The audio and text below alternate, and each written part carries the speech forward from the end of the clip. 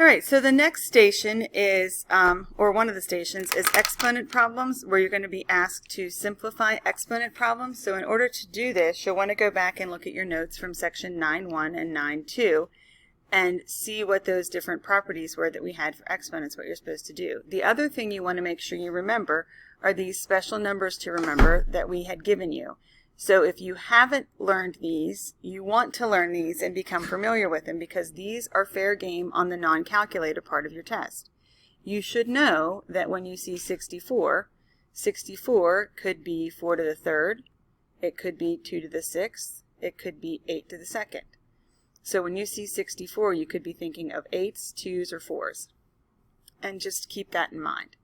Okay, properties as far as they go, the properties of exponents, you learned in Algebra 1, you learned again in Algebra 2, and we went over them again in Trig. So you should know these. You've seen them 3 different years, 3 different times. For power of a power, that's when you multiply the exponents. In other words, you have one base. The base has 2 exponents on it, so you multiply those.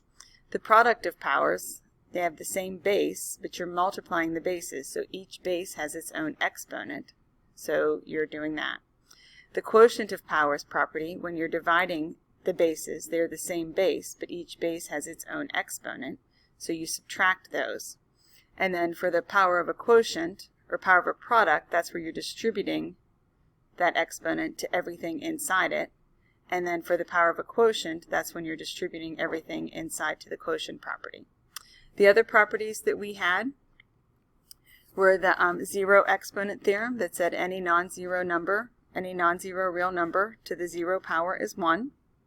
And we also had the negative exponent theorem, which said for all x's greater than 0, a real number n for all x not equal to 0 and integers n, x to the negative n equals 1 over x to the n. So that means that we're going to have a reciprocal problem here. So when we write these, we're going to write reciprocals.